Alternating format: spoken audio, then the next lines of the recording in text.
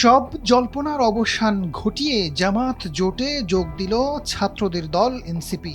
বিএনপির সঙ্গে জোটে যাওয়ার জোর গুঞ্জন থাকলেও শেষ পর্যন্ত জামাতের সঙ্গী হলো নাহিদরা।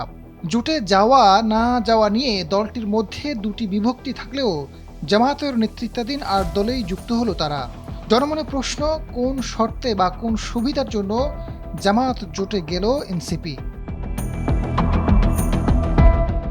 রাজনৈতিক কৌশল হিসেবে আসন ভাগাভাগি, বৃহৎ ঐক্য, দলের অভ্যন্তরীণ নেতৃত্বের মতভেদ ও ক্ষমতার দ্বন্দ্ব দানা বেঁধেছে এনসিপির মধ্যে, যা তাদের জোটের দিকে ঠেলে দেয়।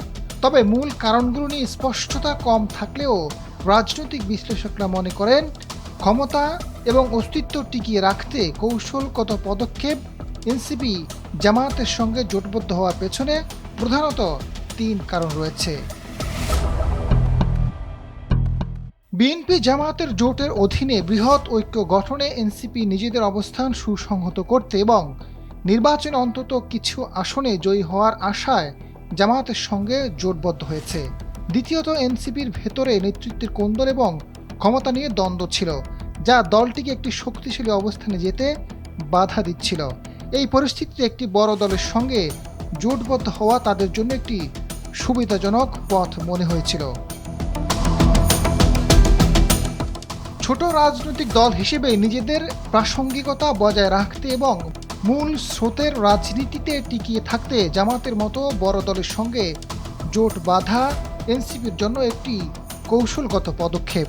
এই জোটের ফলে এনসিপির মধ্যে ভাঙনও দেখা দিয়েছে, যেখানে দলের কিছু অংশ এই সিদ্ধান্ত মেনে নিতে পারেনি, যা দলের ভবিষ্যৎ নিয়েও প্রশ্ন তুলেছে। এনসিপির সদস্য সচিব আখতার হোসেন জানান, সংস্কারের পয়েন্টগুলোতে যেহেতু এনসিপি, জামায়াত এবং অন্যান্য দল একমত হয়েছে, নির্বাচনী জোটের প্রধানতম বিবেচ্য হিসেবে মূল্যায়ন করা হয়েছে। ঐক্যমত কমিশনের সংস্কার প্রশ্নে বিএনপির সঙ্গে অন্যান্য দলগুলোর মত ভিন্নতা পরিলক্ষিত হতো। সেখানে সংস্কারের পয়েন্টগুলোতে স্বাভাবিকভাবেই এনসিপি, জামায়াত এবং অন্যান্য দলগুলো একমত হয়েছে। সংস্কারের বিষয় দেশকে নতুন করে গড়া, নতুনভাবে বাংলাদেশের রাষ্ট্র কাঠামোকে গড়ে তোলার জন্য যে রাজনীতি, সে রাজনীতির প্রতি যে কমিটমেন্ট, সেটাকেই নির্বাচনী রাজনীতিতে জোটের ক্ষেত্রে সবচেয়ে প্রধানতম বিবেচ্য বিষয় বলে মনে করেন আখতার হোসেন। আজাদ ফারুক, সময়ের আলো।